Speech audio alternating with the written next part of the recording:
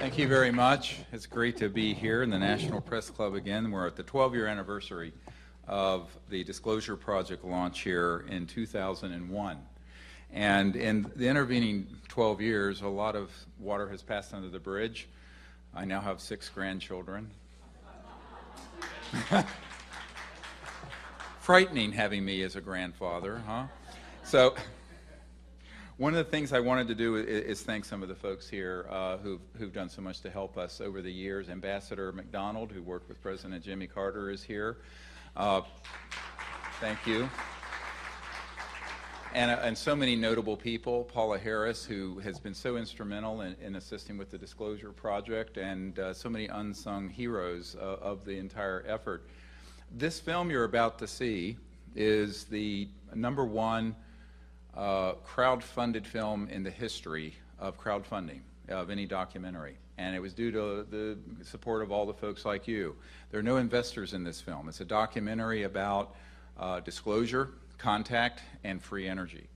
And the purpose of it is to bring out to the public the truth that has been withheld from us for so many years. Now, many of you have probably seen parts of it. I know the Huffington Post had a big article a couple weeks ago that had about 4 million people view it. But I think that when you see the film, you need to understand something I want to explain very carefully. The director, Amardeep Kalika, who won his Emmy a couple years ago for doing a documentary, knew nothing about the subject. So he's taken it from the point of view of someone who is fresh. And so what I did was I gave him everything I have. I gave him 35 digital hours of top secret witness testimony. Well, this is an hour and 45-minute, 50-minute film. All the photos and videos we have, all the top secret documents, the whole life story I have that's in the book Hidden Truth, Forbidden Knowledge, which many of you have read. And so he made a film looking at it with fresh eyes, which mine aren't. I mean, I've been involved with this for 22 years. So it's an exciting a film that is from the perspective of a very good filmmaker. And I really think in terms of the artistry and the filmmaking, it's probably the best film ever made on the subject. And I say that because I'm not the filmmaker. I just provided the intellectual property, as it were, or the vision. So it's really exciting. But I really want to thank all of you, because many people in this room contributed to this film. And it would not have been made without you. So thank you very much. A big round, all you contributors, yeah. Now, if you were here today for, I'm not going to repeat anything I shared for the former members of Congress and senators. I do want to share a few other things, however. I did not drill down on a couple of things which I think are very, very important. For many years, there have been aspersions on the internet about of some of the meetings I've had with folks like the CIA Director Woolsey and others. And I want to share with you something that was written to me setting up that meeting. So you have crystal clarity on the difference between disinformation and information. And this is from John Peterson of the Arlington Institute, dated 3 December 1993. The briefing for R. James Woolsey was on the 13th of December 1993. I talked to Woolsey this morning, and he suggested getting together over dinner. He seemed genuinely surprised. This almost certainly means, number one, there is an active attempt to be made at lower levels of government to sabotage Project Starlight, which is what it was called prior to the Disclosure Project. Number two, this group almost certainly has tapped all of your phones and is aware of most of the details in your plans. And they are feeding out disinformation gathered. It goes on. It's a multi-page document. The other thing that he mentions in here, which I think is very significant, remember, of course I could only had a glimmer of this at the time, the most powerful people in the world will have a deep, compelling interest in our activities and will use everything in italics at their disposal to effect their objectives. I am having a security plan drawn up by a friend, and you should have something for you soon. In the meantime, if the portable phone in your kitchen does not have an encryption function on it, you should not use it to talk about CSETI affairs, Center for the Study of Extraterrestrial Intelligence. And on it goes. And then he says, regarding the dinner, if you thought it was a good idea, I would like to invite down Lawrence Rockefeller and his wife to join us that evening. If he would be willing to do so, it would communicate important things to Jim, CIA Director Woolsey, and you should call him from your hotel in Las Vegas from a payphone and talk to him directly, but not to his attorney, Diamond. And so it goes. The reason I share this is that there have been things put out on the internet saying that this was not a meeting with the CIA director to discuss anything sensitive and important. However, here it is 10 days before. And one of my concerns over the last dozen years of doing this is the degree to which people in positions of responsibility will backtrack on the truth. The people that are in this film, the scientists who have come forward, the military and intelligence and corporate witnesses to UFO events and technologies, these are the courageous people that we should be very grateful for. And I think we need more of that courage in our society right now. We desperately need it. I also wanted to mention that in the run-up to this, I want to just provide an overview of some of the folks that we've been involved with meeting with and providing briefings for over the last 15 years or so. Via the Rockefeller Initiative, which all of you know about now, President Bill Clinton and his wife, First Lady Hillary Clinton, CIA Director James Woolsey, Admiral Tom Wilson, the head of Intelligence Joint Chief of Staff, with whom I visited for a couple of hours. It was a 45-minute stand-up briefing that went on for over 2 hours. An astronaut, Edgar Mitchell, was there with me, as well as some other Disclosure Project witnesses. That was in the 90s, before the Disclosure Project was known publicly. Senator Claiborne Pell, those of you who went to college who were poor like me, on Pell Grants, you could have Claiborne Pell to thank. Congressman Dan Burton and many other congressmen who were at the 1997 Disclosure background briefings for Congress. Congressman Dennis Kucinich, General Patrick Hughes, the director of the Defense Intelligence Agency, personal long briefing. That's a 2-hour talk about what happened at that meeting. Colonel Canola, the intelligence officer, and Bruce Ashcroft at Wright-Patterson Air Force Base Foreign Aerospace Technology Center, where the Roswell remains were sent. This meeting was ordered by the head of intelligence joint staff, Admiral Kramer, over the objections of the head of intelligence for the Air Force, and he made it happen. I went from the Rockefeller Ranch directly to Wright-Patterson Air Force Base. And it goes on and on. People like Prince Charles, Prince Hans Anna von Liechtenstein, Lord Hill Norton, 5-star Admiral of the Fleet, Minister of Defense head. I sat with him in his cottage in Hampshire, and he looked at me and he said, "Dr. Greer, I was head of the Ministry of Defense. I was head of the Military Committee for NATO. I was head of MI5 and MI6. No one ever told me about this. Why not?" And I told him, and he was very upset, as have all these men and women that I had briefed in high positions in government who have been lied to. I said, because if they told you, they might have to kill you. And he chuckled. I said, well, the truth is this. Folks like yourself, they do what's called a soul biopsy. I use a medical term.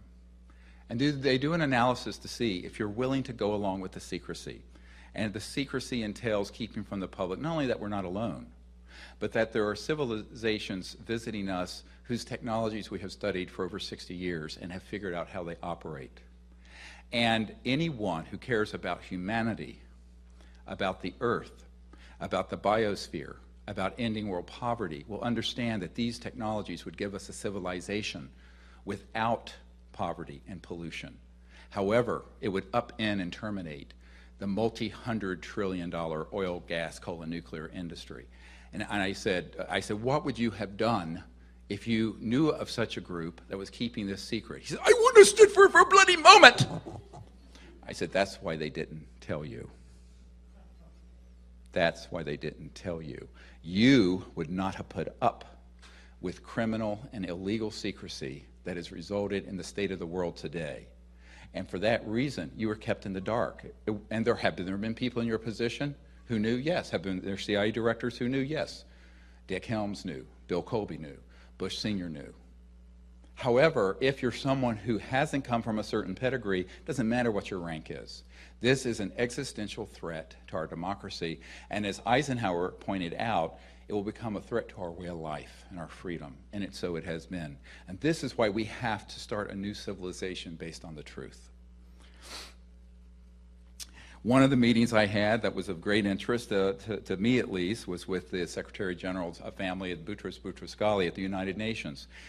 That was primarily to discuss how do we come together as a people and decide we're going to make peaceful contact with these civilizations, and how is that going to be effectuated? And Leah Ghali, when I was doing a briefing at the United Nations, greeted me in the Great Hall at the entrance. And I was with one of my daughters, and I thought, oh, we're go through security and the scanners, and there's all this commotion, and she ushers me in. We go around the security. I guess they thought I was okay. And Mrs. Boutros-Ghali looked at me and she said, when are you going to get this done? I was astonished. I'm a doctor in North Carolina, running an emergency department, taking care of shootings and stabbings and car wrecks and cool things like that. Well, I said, well, your husband's the head of the world, the head of the United Nations. And she says, no, it's too dangerous for Boutros. And I said, what am I, chopped liver? And the answer is yes. So I'm an insignificant person in the sense that I'm not important, and in the scheme of things, and many of these people have wanted us to do what we're doing, have wanted me to do. The senior scientist who deals with this subject at the CIA contacted me after we started these disclosure efforts in 92, 93, 94, and he had one of his associates fly in whose family founded the California Institute of Technology, Caltech. And he says, we desperately need you to do this. I said, why? He said, I'm a doctor here in an ER. They said, yes, but we think you can do it, and you and the public can make this happen. But the people who are in the system are trapped in the system. And I slowly began to understand that they were saying to me, we're free because we're not in that system. And so why don't all of us come together and exercise our God-given liberties and tell the truth about this? That was really how the Disclosure Project started and the worldwide disclosure movement. Ultimately, I ended up meeting with so many people, astronaut Gordon Cooper, Admiral Moran of the French government, who I mentioned earlier today, and the list goes on into hundreds and hundreds of these sort of senior officials. But over the course of all this, what I really have found is that uncommon courage is needed by a lot of people to turn this ship around. Not me, and not just one or two of you, but millions of people. And that's what this whole citizens effort is about. From 1997 to 2001, I vowed to work as hard as I could to pull together the best sources of intelligence willing to come forward. There's a qualifier. I have over 500 top secret guys giving me information. I only have around 100 of them on digital videotape. The others are afraid for their lives. But let's acknowledge people like John Callahan and Gordon Cooper and others who have stepped forward and have verified the truth. The other thing that I vowed to do was to do everything within my power to establish a peaceful citizens diplomatic initiative. And we call this the CE5 initiative, Close Encounters of the Fifth Kind, where we train people to go out using very advanced and controversial ideas in consciousness and technology interfacing together and make contact with these civilizations. Something I'll say here that I didn't get to say today, and I probably won't have time this week to say officially. The genesis of the disclosure movement happened after there were 40 to 50 people on a beach in Florida with me, where we were using these technologies, using consciousness and thought and lights and electronic tones going out into space, and 4 extraterrestrial vehicles popped into the sky. And there were people there from the Air Force, one a full bird colonel. And this was just a daytime thing we did just to show people that this could be done. How did I know? Because I had contact dealing with that approach when I was 18 years old. And which is, I'm not going to go into. It's so controversial. But the point is that that made the front page of the Pensacola paper. And it got picked up by this guy who was a former head of the Army Intelligence. And a month later, he had me at a conference in Atlanta, and then he took me to a hotel room, and he said, "What the hell are you doing?" I said, "Well, we're going to bypass the stranglehold classified programs have on this by bringing it to the people. Let the people learn to make contact." He says, "Oh my God, you cannot do that." I said, "Yes, we will." Now we have thousands of teams all over the world doing this. We have millions of people who've learned of the Disclosure Project. And the next big thing, if that's not enough, maybe that's too much. Too much already? I ain't got started yet. The next big thing is to bring out a Generation 1.0 technology, energy device, that will enable us to get off fossil fuels and nuclear power permanently as a civilization. We have them, and this film that you're going to see, all the proceeds are going to a fund to create an energy lab out near the University of Virginia in Charlottesville, so that it can be done within a year or two if we can get the funds together. Now, one thing I whispered in the ear of someone today, and I will share with you a bit of it, is that I have a computer disk that has several thousand pages of previously classified and confiscated patents. If you want to put up here for a moment the little document from the Federation of American Scientists, you're going to see that, if you go to the documents now, that there's a report done 2.5 years ago by the Federation of American Scientists saying that there are 5,135 patents that have been seized. Many of these, I guess we don't have it, many of these patents deal with energy generation. And there has been an abuse of the National Security Act that has permitted the seizure of these documents. Now, this report by Stephen Aftergood should be headline news in all the world's media. It has not been. We have to ask the question, why? Who is collaborating with this kind of secrecy that would leave us in a condition where the entire world is melting down with pollution and poverty and Mideast oil wars, one after another, when the solutions already exist but have been confiscated without the knowledge of the president and without the knowledge of Congress? This is wrong. And so the only way we're going to get around that, just like we've gotten around everything else, we come together as a people. We, not the government or Lockheed Northrop, or Lockheed Martin or Northrop Grumman, fund the energy technologies so that, this is about this, so that we can bring this information out and do it in a way that the whole world knows about it. Now, people said, wouldn't that be dangerous? I said it would be if we did it secretively, like the next iPhone 6. It would be dangerous if we did it the way everyone's done it in the last 100 years. But if we do it in a way that is smart, where we learn from the lessons of history, and we do it so we're streaming the research on the internet in real time.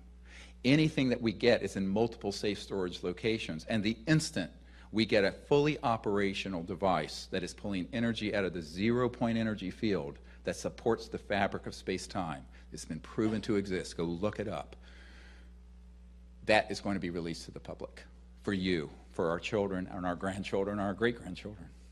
All right?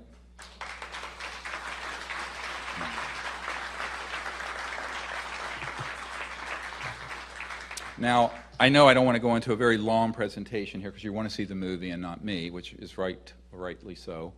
I want you to know that the film is now on the internet on video on demand at SiriusDisclosure.com, S-I-R-I-U-S, like the star system, disclosure.com. And you can also become a distributor. You can click the affiliate button and you can become a distributor.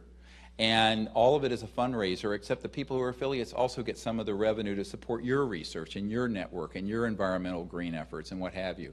So this is what we want to do. We want this to go viral. So we're keeping it out of the hands of NBC Universal, Comcast right now. And we're handing it over to you folks. Because if we pull together and do that, we'll be able to not only raise the funds, but we'll be able to prevent the confiscation of the knowledge that's in this film, which is substantial. The other thing we've done is to go on our website. It says UFO evidence. You click that on.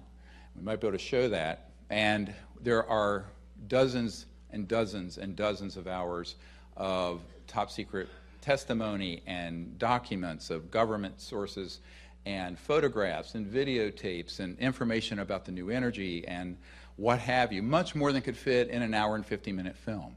Why did we do that? Because the film is a portal to more learning, and we're trying to put everything we can with our volunteer staff. All right, we're doing this with very little funding, if any, for any kind of professional effort, but we're doing it the best we can. And so you can go to the website and go to that top button on the top tier with UFO evidence, and you can find all that information. People say, where is it? It's there for anyone to see. Now, one of the things I want to go into, if you click on this little body right here, everybody seen this? This has been all over the news. I want to comment on this for just a moment. This is what we call the Atacama humanoid. First of all, I don't know what it is.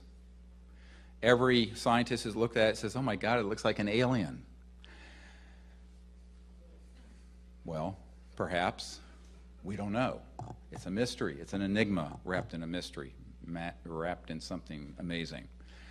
It may be something prosaic, but I don't believe so. And here's why. If you put up the Lockman report, I don't know, this keeps coming down. Dr. Ralph Lockman at Stanford University, who's the #1 expert in the world on skeletal dysplasias, which means skeletal abnormalities and genetic syndromes, examined, we went to Barcelona where this little being is stored. We took exact x-rays that he requested from Stanford and brought them back, hand carried them back, as well as on a computerized disc, which is now on our website. You can see it. He looked at it and he said, well, first of all, there is no form of dwarfism or genetic defect that explains everything it's seen in this being. It has, the Lockman report's not up there either. I know we're having technical difficulties, but what you'll also see is that he says it has 10 ribs. No human has ever lived with 10 ribs. What he didn't notice, but I will point it out to you, it has 4 skull bones rather than the 6 major ones we have. It's symmetrical. And the epiphyseal plates, if you look at the x-ray, which is the growth plates. You know when you have, the growth plates in a kid and they hurt their leg? The growth plates and the bone density is that of a 6 to 8-year-old. All right, now call me crazy, but I'm just a doctor. But I can tell you, I've taken care of a lot of children that are 6 and 8-year-olds. I've never seen one 6 inches tall. This is 6 inches, 13 centimeters. What 6 to 8-year-old can live to be only 6 inches tall? Number one. Number two, how did it live? It was found in the driest place on earth, the Atacama Desert in Chile, northern Chile. It is estimated to be in many decades and probably hundreds of years old. There was no neonatal intensive care unit in Chile at that time. There may not be now. And even at the best neonatal intensive care unit in the world today, you could not keep this person, for lack of a better word, alive. So the question becomes, what is it? All right. The other thing he states is that since it doesn't conform to any known form of dwarfism, it could very possibly be a type of progeria, which is when you have a very advanced aging process. But he seriously doubted it. Now, fast forward to some of the early work. Now, this has been misinterpreted in the internet, unfortunately, not only on the Huffington Post, but also in a number of other minor news outlets, about the genetic report. I want to be very careful. And if I bore you for about 5 minutes, I apologize in advance. But this needs to be said. You need a quick course in science. Number one, keep this number in mind. A Neanderthal is 99.5% genetically identical to everyone in this room. Okay? A chimpanzee and the great apes, 96 to 97 or more percent identical genetically. This being has a big match to human genome, but it's an upright creature with a very large cranial vault, 3 times the size of our cranial vault from the eyes up. So we would expect a lot of the operative genes, if it was in this 3D dimension, and it's a humanoid, to have some match. What's unusual, although nothing can be concluded yet from it, is that 9% of the genetic material is, quote, unmatching. Now, this is on a computerized run at the best lab in the world out of Stanford, and it was checked 3 times. 9%. Now, is that all computer read error? Maybe. Is it all what's called DNA junk? Perhaps. We don't know. It's going to take years to go through what the computer kicked out into the trash can of unmatched DNA to figure out what is in there.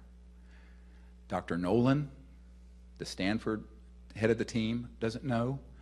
I don't know. Neither does the folks writing at the Huffington Post. They don't know. What we know is this. It's going to take years, and at least, if we're lucky, a year or 2, to go through that, because it's 2 million base pairs of genetic material unmatched.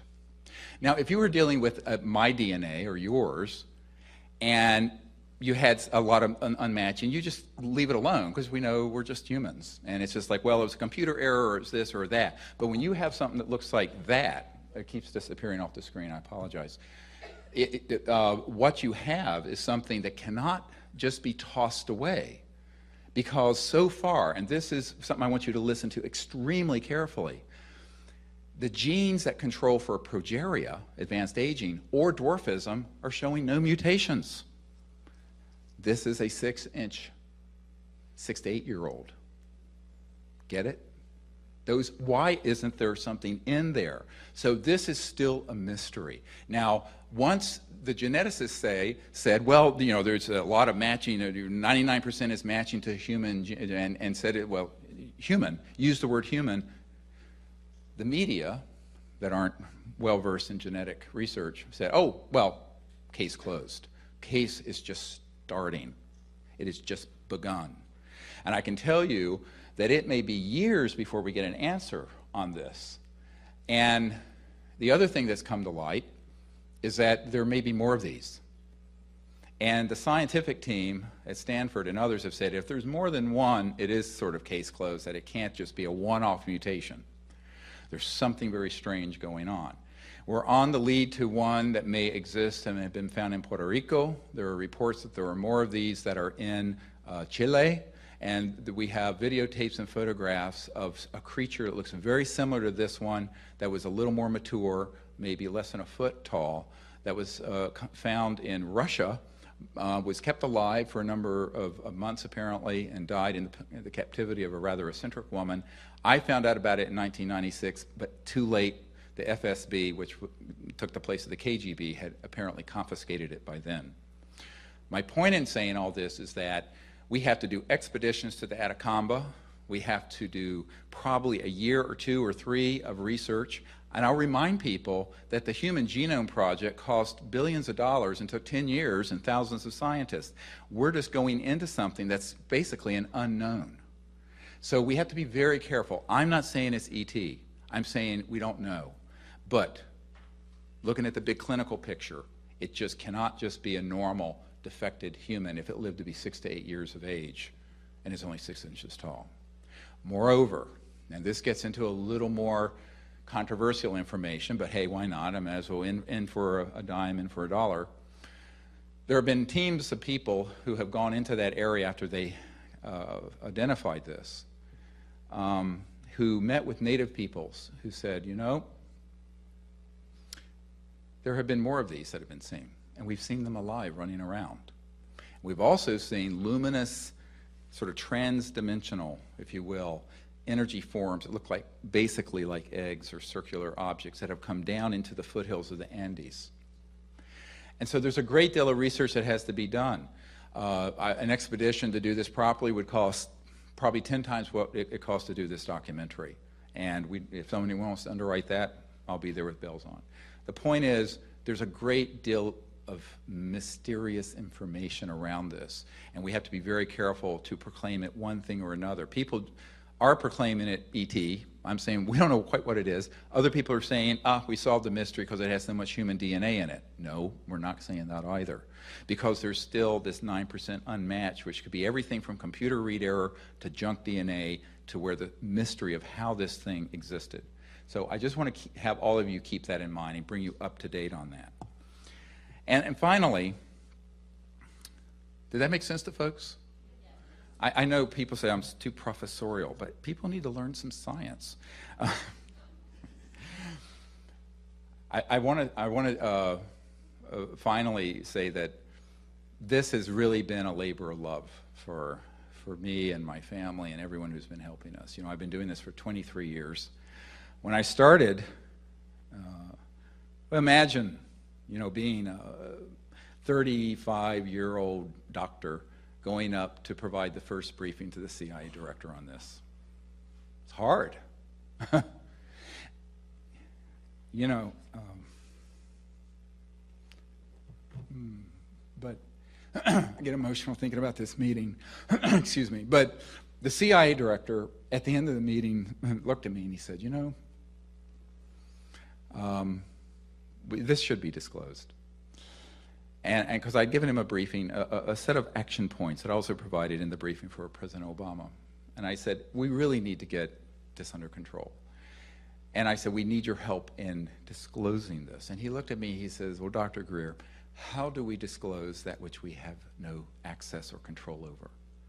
Because the president and the CIA director, the head of intelligence joint staff, the head of the Defense Intelligence Agency, all had been denied access to this information after they made inquiries through the proper channels. And yet here I am with a document from the 90s. That's the first document in the briefing for Obama. I did not have this at the time. I put the briefing together for President Clinton. And this document, if you want to pull it up, is an NRO document dated July 1991. And this document is from the National Reconnaissance Office, the office that runs the super secret spy satellites. And in it, it lists a whole, and this was not declassified, but I won't say how I acquired it. I have a number of these. But look at the first few, oh, it's not up there. Okay, well, anyway, but the first few compartments: Royal Ops, Cosmic Ops, Maj Ops for Majestic, Magi Ops, Comic, its intelligence. Then it goes through an Air Force Office's Special Investigations, then a whole bunch of project code numbers, and then it gets down to some very interesting things. Pahut Mesa Military Operating Center, that's the really super secret area that's out at Nellis. People call it Area 51. Nobody in the business calls it that, by the way. Sally Corridor, Groom Lake, which has an underground facility that build anti-gravity devices based on human research as well as studying extraterrestrial reverse-engineered objects. Dreamland Military Operating Center, Dreamland. That's a real place. Ground Star, Blackjack Team. Now, Blackjack Control is actually at Edwards Air Force Base near the Lockheed Skunk Works facility. Roulette Team, on and on. This is what you call actionable intelligence. And when I provided this document to an admiral, he recognized one of the compartments. And he called them up. And this is the head of intelligence for the Joint Chiefs of Staff. And he said, I want to be read into this project. Read into means briefed. And the contractor, it's all done by corporate contractors, said to the admiral, yes, sir, we know who you are, but you do not have a need to know. And he said, damn it, I'm the head of intelligence for the Joint Chiefs of Staff of the United States. How can I not have a need to know? They said, sir, we cannot and will not discuss this with you further. And they hung up on him and blocked his line. By the time astronaut Ed Mitchell and I and some of our disclosure witnesses got to his office in 1997, it was a mixture of anger and fear, because here you have prima facie evidence of what Eisenhower warned us about, that the military-industrial complex would get out of control and be a threat to our democracy. I have had too many meetings like this with members of the Senate Intelligence Committee, like Dick Bryan of Nevada, whose home state houses these facilities, who also made inquiries and was told nothing. And it goes on and on and on. And this is why I have concluded that the transformation of this mess is unlikely to come from the office of the president or from Congress or from the old media. It's going to come from you. It's going to come from people coming forward to tell the truth about what they know. It's going to be us making contact peacefully and going into space together. And it's going to be us, not Lockheed, not my uncle's old company, Northrop Grumman, not SAIC, not these big corporate beltway bandits. Those folks are not going to bring these technologies out. But if we band together as a people, we will, and we'll create a new civilization and a world of our dreams. Thank you, and God bless you.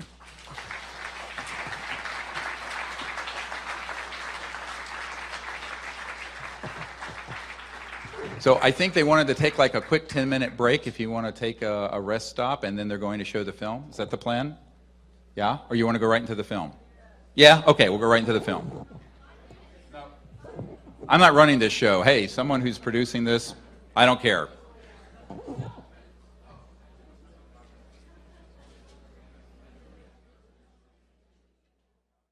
People, Paula Harris, who has been so instrumental in assisting with the Disclosure Project, and so many unsung heroes of the entire effort.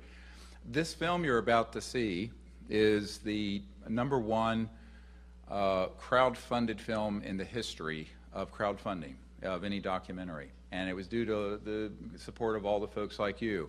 There are no investors in this film. It's a documentary about disclosure, contact, and free energy.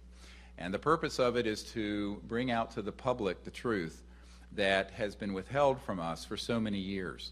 Now, many of you have probably seen parts of it. I know the Huffington Post had a big article a couple weeks ago that had about 4 million people view it. But I think that when you see the film, you need to understand something I want to explain very carefully. The director, Amardeep Kalika, who won his Emmy a couple years ago for doing a documentary, knew nothing about the subject. So he's taken it from the point of view of someone who is fresh. And so what I did was I gave him everything I have.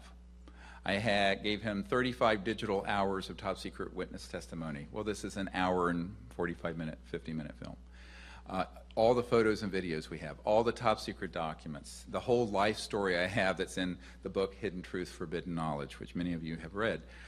And so he made a film looking at it with fresh eyes, which mine aren't. I mean, I've been involved with this for 22 years.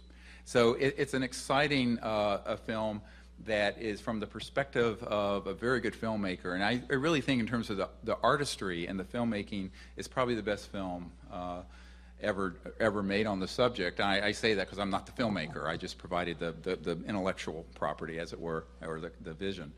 So it's really exciting, but I really want to thank all of you, because many people in this room contributed to this film, and it would not have been made without you. So thank you very much. A big round, all you contributors, yeah. Now, if you were here today for, I'm not going to repeat anything I shared for the former members of Congress and senators.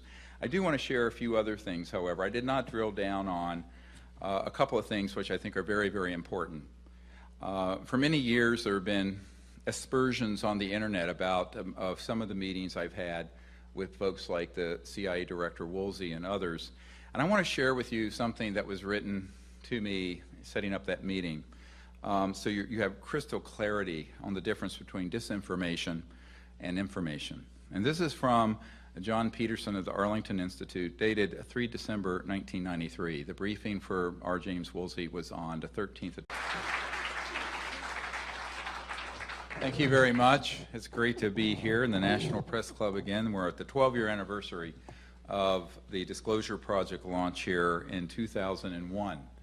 And in the intervening 12 years, a lot of water has passed under the bridge. I now have 6 grandchildren. Frightening having me as a grandfather, huh? So One of the things I wanted to do is thank some of the folks here who've done so much to help us over the years. Ambassador McDonald, who worked with President Jimmy Carter, is here. Thank you. And so many notable